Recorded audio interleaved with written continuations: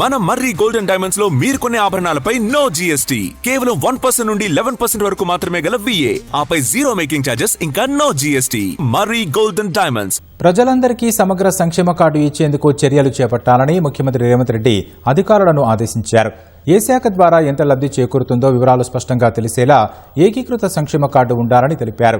అవసరమైతే ఆధార్ నంబర్ తరహాలో రాష్ట్ర స్థాయిలో ప్రత్యేక యూనిక్ ఐడెంటిటీ నంబర్ ఇచ్చే అంశాన్ని పరిశీలించాలని ముఖ్యమంత్రి సూచించారు.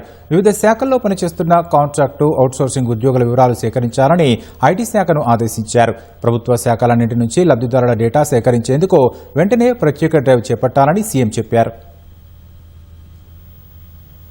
సంక్షేమ పథకాల వివరాలన్నీ ఒకే కార్డులో ఉండేలా రాష్ట్రంలోని ప్రతి పౌరుడికి సమగ్ర సంక్షేమ కార్డును రూపొందించాలని ముఖ్యమంత్రి రేవంత్ రెడ్డి అధికారులను ఆదేశించారు. ఎవరికి ఏ శాఖ ద్వారా ఏ పథకం కింద ఎంత మేర లబ్ధి చేకూరుతుందో ఆ కార్డు ద్వారా స్పష్టంగా తెలిసేలా ఉండాలని సీఎం సూచించారు.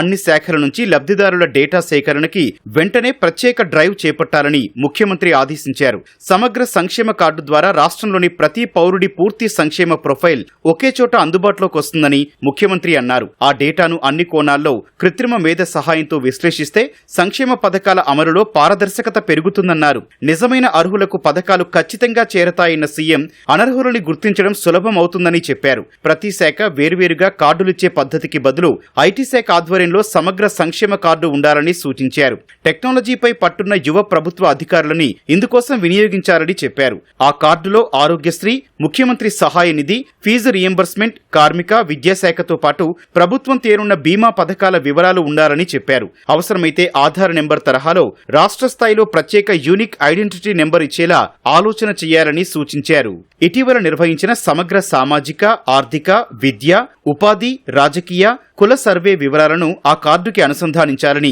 ముఖ్యమంత్రి ఆదేశించారు. లబ్ధిదారుల వివరాలతో పాటు వివిధ శాఖల్లో పనిచేస్తున్న కాంట్రాక్టు, అవుట్సోర్సింగ్ ఉద్యోగుల సంఖ్య, ఇతర వివరాలు సేకరించాలని ఐటీ శాఖను ఆదేశించారు.